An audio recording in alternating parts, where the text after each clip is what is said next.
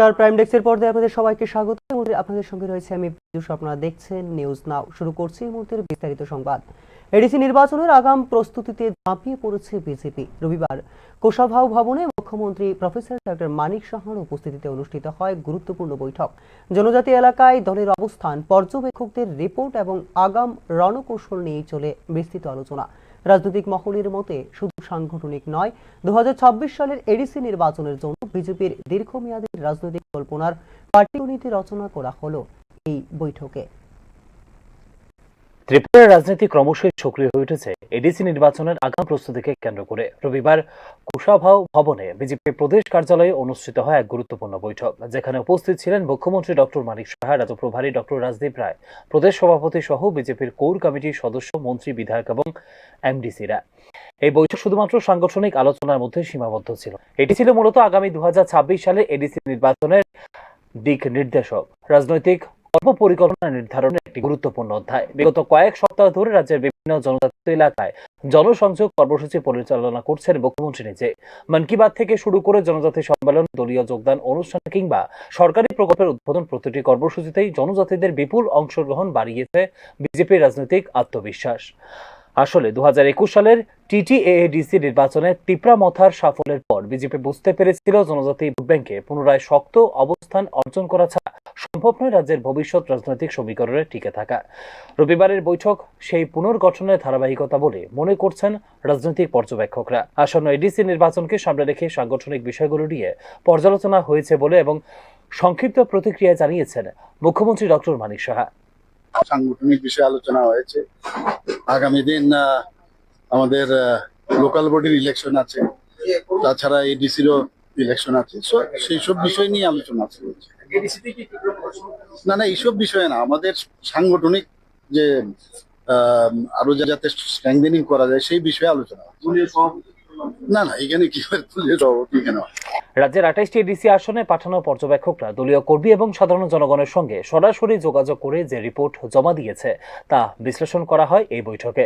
রিপোর্টে উঠে এসেছে জনজাতি এলাকায় সরকারি প্রকল্প এবং কল্যাণমূলক কর্মসূচির প্রচারে এখনো রয়ে গেছে ঘাটতি।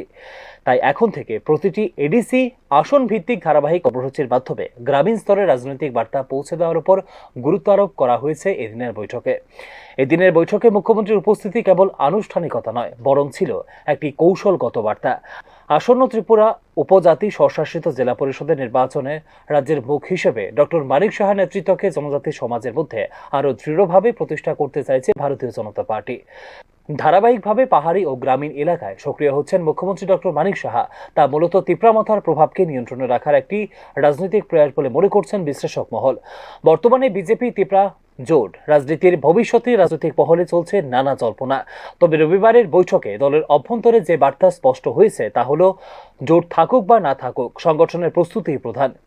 এই অবস্থান দলের আত্মনির্ভর কৌশলের দিকে ইঙ্গিত দেয়, যেখানে স্বাধীনভাবে জনজাতি এলাকায় নিজেদের সংগঠনকে শক্তিশালী করে তুলতে চাইছে গেরুয়া শিবির। সব মিলিয়ে বলা যায়, বিজেপির রাজনৈতিক পুনর্গঠন পরিকল্পনার কেন্দ্রবিন্দু ছিল কুশাভাও ভবনের এই বৈঠক। 2026 সালের এডিসি নির্বাচনকে সামনে রেখে দল এখন থেকে শুরু করেছে পর্যবেক্ষণ, বিশ্লেষণ এবং রণকৌশল নির্ধারণ, আর সবই চলছে পরিকল্পিতভাবে। রাজনৈতিক বিশ্লেষকরা মনে করছেন, মুখ্যমন্ত্রী মানিক সাহার নেতৃত্বে এই প্রস্তুতি কেবল আসন্ন এডিসি নির্বাচন নয়, বরং প্রভাবিত করতে পারে ভবিষ্যতের রাজ্য রাজনীতির ক্ষমতার ভারসাম্যকেও। Bureau report, news now. সোমবার অর্থাৎ 10 তারিখ থেকে রাজ্যের 8টি জেলায় অনুষ্ঠিত হবে একতা মার্চ কর্মসূচি। এক্ষেত্রে থাকবে 8 থেকে 10 কিলোমিটার রাস্তায় পদযাত্রা। সোমবার পশ্চিম ত্রিপুরা জেলায় এই কর্মসূচিতে উপস্থিত থাকবেন মুখ্যমন্ত্রী ডক্টর মানিক সাহা। রাজধানীর অযোধ্য প্রাসাদ থেকে হাঁপানিয়া মেলা প্রাঙ্গণ পর্যন্ত হবে এই পদযাত্রা। রবিবার সাংবাদিক সম্মেলন করে একথা জানিয়েছে ত্রিপুরা প্রদেশ বিজেপি। এছাড়া 12 নভেম্বর পদযাত্রা অনুষ্ঠিত হবে উত্তর এবং সিপাহীজলা জেলায় 14 তারিখ। এই কর্মসূচি আয়োজিত হবে দক্ষিণ ত্রিপুরা জেলায়। 18 তারিখ একতা মার্চ অনুষ্ঠিত হবে ঊনকোটি এবং খোয়াই জেলায়। সবশেষে আগামী 20 নভেম্বর গোমতী জেলায় অনুষ্ঠিত হবে এই কর্মসূচি বলে এদিনের সাংবাদিক সম্মেলনে জানিয়েছে ত্রিপুরা প্রদেশ বিজেপি।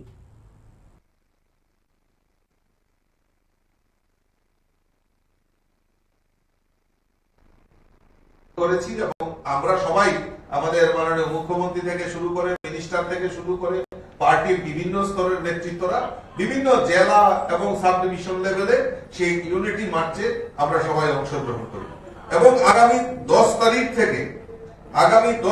থেকে আমাদের যে 8টি অ্যাডমিনিস্ট্রেটিভ জেলা রয়েছে, ডিস্ট্রিক্ট রয়েছে, সেই জেলাগুলিতেও আমরা ইউনিটি মার্চ আমরা সেখানে করতে যাচ্ছি। তার জন্য প্রায় প্রত্যেক দিন আমরা এই প্রত্যেক জেলাতে 8 থেকে 10 কিলোমিটার আমরা এই ইউনিটি মার্চ, একতা মার্চ আমরা সেখানে আয়োজন করেছি। 10 নভেম্বর আমাদের আগরতলাতে ওয়েস্ট জেলাতে সেটা সংগঠিত হবে। আমাদের যে রাজবাড়ি রয়েছে সেখান থেকে আমাদের উজ্জয়ন কলেজ, সেখান থেকে আমাদের প্রায় হাপানিয়া মেলা গ্রাউন্ড পর্যন্ত আমাদের এই ইউনিটি মার্চ হবে।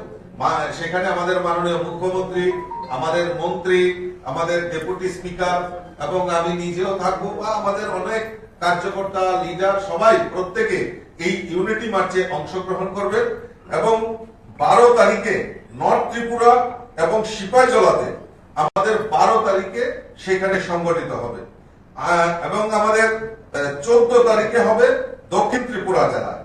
18 তারিখ সংগঠিত হবে 2টি জেলা, যথাক্রমে অনুকোটি এবং খোয়াই, এবং আমাদের 20 তারিখে হবে গোমতী ডিস্ট্রিক্ট। এই জেলাগুলিতে টোটাল 8টা জেলাতে আমরা এই 8 থেকে 10 কিলোমিটার আমরা এই রান মানে আমাদের একতা মার্চ আমরা সংগঠিত করব। আর এই মার্চের মাধ্যমে আমরা আমাদের যে এক ভারত শ্রেষ্ঠ ভারত এবং এক ত্রিপুরা শ্রেষ্ঠ ত্রিপুরা, এই যে সংকল্প, এই সংকল্প নিয়ে আমাদের এই একতা মার্চ সংগঠিত হবে। দীর্ঘ 3 দশকের সেবার পর ভাতা বন্ধ ও অবসরের বয়সসীমার চরম অনিশ্চয়তা সাক্ষরতা শিক্ষকরা। উচ্চ আদালতের রায়ে মিলল সাময়িক স্বস্তি, তবু অবসরের নতুন নিয়মে কর্মহীনতার আশঙ্কায় সাক্ষরতা কর্মীরা।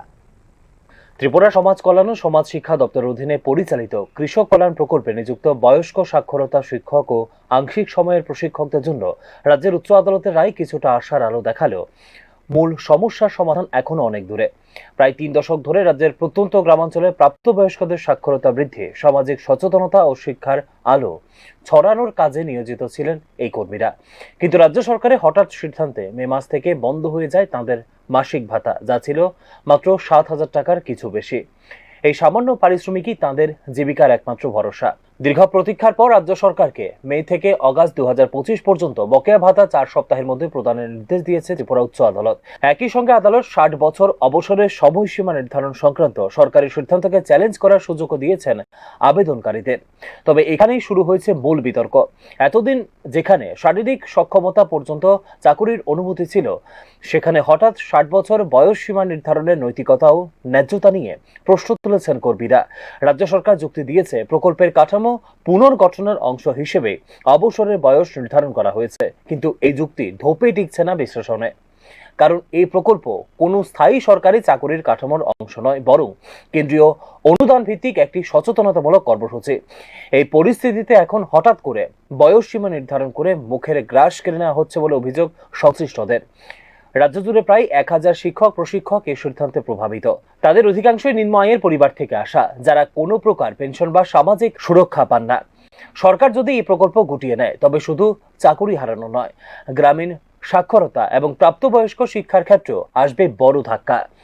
বিশ্লেষকদের মতে, কৃষক কল্যাণ প্রকল্পের মাধ্যমে গ্রামীণ নারীর শিক্ষা, স্বাস্থ্য ও সামাজিক সচেতনতা বৃদ্ধিতে এই কর্মীরা পালন করেছেন গুরুত্বপূর্ণ ভূমিকা। তাদের ছাঁটাই মানে সমাজের তলানি স্তরের শিক্ষা উদ্যোগের মৃত্যু। উচ্চ আদালতের নির্দেশে সাময়িক স্বস্তি মিললেও কৃষক কল্যাণ প্রকল্পের ভবিষ্যৎ এবং কর্মীদের ন্যায্য দাবি নিয়ে থেকে গেছে অনিশ্চয়তা। আদালতের পরবর্তী নির্দেশ বা সরকারের পুনর্বিবেচনায় নির্ধারণ করবে শিক্ষা ও সমাজ কল্যাণের এই নীরব যোদ্ধারা আবারও ফিরতে পারবেন কিনা সম্মানজনক জীবনে। ব্যুরো রিপোর্ট, নিউজ নাও। আগামী 12 নভেম্বর থেকে দেরাদুনে শুরু হতে যাচ্ছে সর্বভারতীয় বন বিভাগ ক্রীড়া প্রতিযোগিতা। গোটা দেশের বিভিন্ন রাজ্যের বন বিভাগের ক্রীড়াবিদদের সঙ্গে এবার কাঁধে কাঁধ মিলিয়ে অংশ নিচ্ছে ত্রিপুরা ফরেস্ট স্পোর্টস টিম। প্রতিযোগিতার আগে এক অনাড়ম্বর অনুষ্ঠানে জার্সি উন্মোচন করেন বনমন্ত্রী অনিমেষ দেববর্মা। তিনি খেলোয়াড়দের সঙ্গে দেখা করে তাদের উৎসাহ যোগান এবং শুভেচ্ছা জানান প্রতিযোগিতায় শ্রেষ্ঠত্ব অর্জনের লক্ষ্যে। অনুষ্ঠানে উপস্থিত ছিলেন পিসিসিএফ পারভিন আগরওয়াল সহ বন দপ্তরের অন্যান্য আধিকারিকরা। ত্রিপুরা ক্রীড়াবিদরা ফুটবল, ব্যাডমিন্টন, সাঁতার, টেনিস সহ একাধিক বিভাগে অংশ নেবেন বলে জানিয়েছে বনমন্ত্রী অনিমেষ দেববর্মা।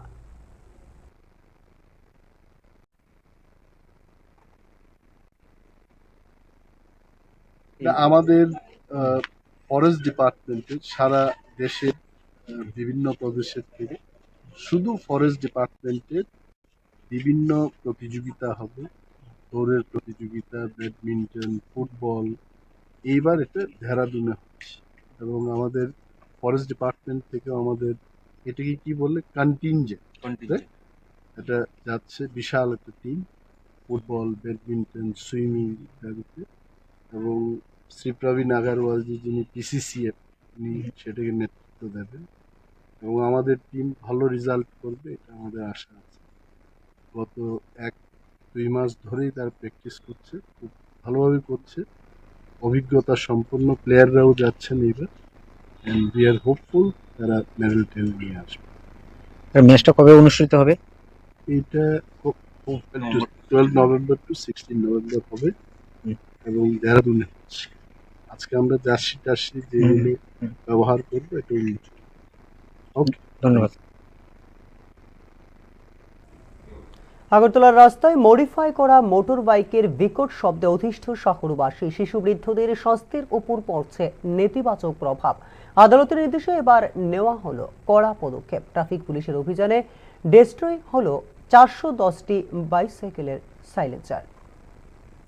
আগরতলা শহরের শান্ত পরিবেশ আজ যেন ভেঙে চুরমার হয়ে যাচ্ছে মডিফাই করা মোটর বাইকের কর্কশ শব্দে।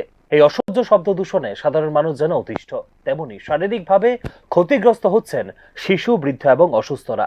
এই পরিস্থিতিতে আদালতের নির্দেশে অবশেষে নড়ে চড়ে বসেছে প্রশাসন। রবিবার আদালতের নির্দেশ অনুসারে আগরতলার এমবিবি কলেজ সংলগ্ন এলাকায় বিশেষ অভিযানে নামে ট্রাফিক পুলিশ। অভিযানে 410টি মোটর বাইকের মডিফাই সাইলেন্সার ডেস্ট্রয় করা হয়, যেখানে উপস্থিত ছিলেন ট্রাফিক পুলিশের এসপি কান্তা জাহাঙ্গীর। শব্দ দূষণ রুখতে এই অভিযান জারি থাকবে। প্রয়োজনে ফাইন, বাইক বাজেয়াপ্ত এবং লাইসেন্স বাতিলের মতো কঠোর পদক্ষেপ নেওয়া হবে বলে জানিয়েছেন এসপি ट्रैफिक। ट्रैफिक पुलिस द्वारा रेगुलरली कुछ न कुछ स्पेशल ड्राइव की जा रही है। अभी हमने मॉडिफाइड साइलेंसर के अगेंस्ट में हम लोग एक्शन ले रहे थे, तो उसी श्रृंखला में हमने कोर्ट से परमिशन लेके 410 मॉडिफाइड साइलेंसर को हम लोग आज डिस्ट्रॉय करेंगे। हम कई दिन से इनके अगेंस्ट में एक्शन ले रहे थे। जैसे आपको सबको पता है कि मॉडिफाइड साइलेंसर जो हैं ये हेल्थ हैजार्ड भी करते हैं, नॉइज़ पॉल्यूशन भी करते हैं एंड एनवायरमेंटल भी पॉल्यूशन करते हैं, और उसके साथ ही साथ वाला जो ड्राइवर है, बड़े लोग हैं या बच्चे हैं, उनको भी डिस्टर्ब करते हैं। तो इनके अगेंस्ट में इसलिए हम लोग एक्शन ले रहे थे। और ये हम लोग सब यंगस्टर्स को, स्पेशली यंगस्टर को हम ये मैसेज देना चाहते हैं कि आप जब भी मॉडिफाइड साइलेंसर को यूज़ करें तो 2 बार सोचें, क्योंकि आपका व्हीकल भी इसकी वजह से सीज हो सकता है। आपका मॉडिफाइड साइलेंसर तो सीज होगा ही, एंड सेक्शन 190 के सब सेक्शन 2 में आपका 10,000 तक का फाइन मनी है या इम्प्रिजनमेंट भी हो सकता है अगर कोई रिपीटेड ऑफेंडर है। आपका डीएल सीज हो सकता है, 3 महीने के लिए आपका डीएल सस्पेंड हो सकता है। तो इस तरह की कोई भी लीगल कॉम्प्लिकेशंस में ना फंसें।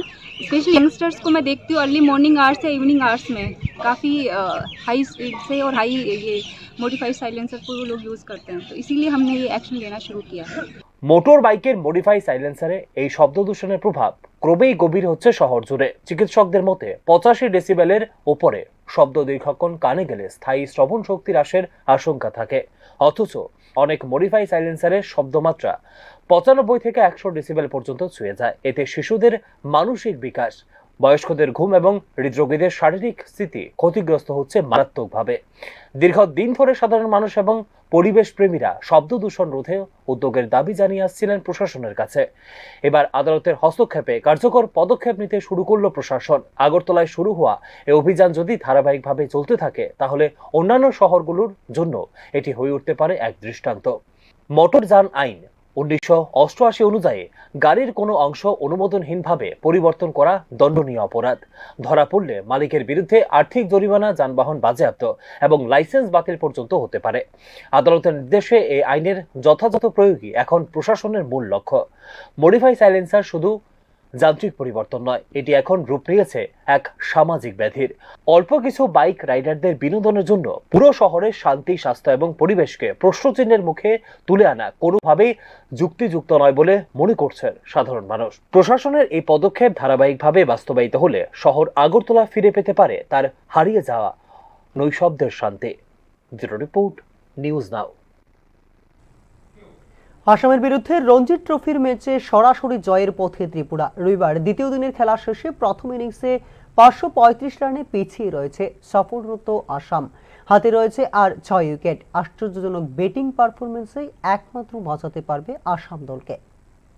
বাংলার বিরুদ্ধে ম্যাচ ড্র করে রঞ্জি ট্রফির এলিট গ্রুপের ঘরের মাঠে সফলতম আসামের বিরুদ্ধে জ্বলে উঠল ত্রিপুরা।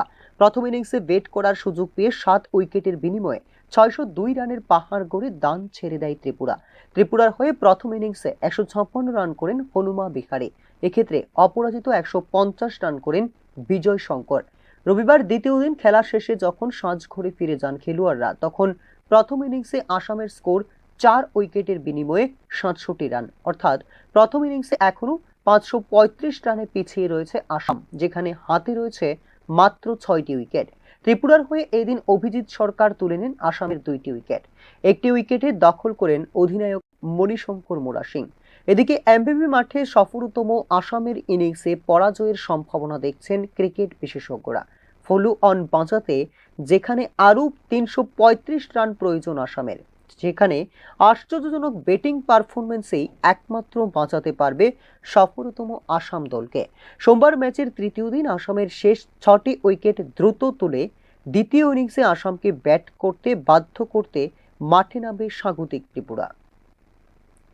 ব্যুরো রিপোর্ট, নিউজ নাও। এখনকার মতো সংবাদ এই পর্যন্তই। আমাদের পরবর্তী সংবাদ এবং অন্যান্য আপডেটস দেখার জন্য চোখ রাখুন নিউজ নাও এর পর্দায়। নমস্কার।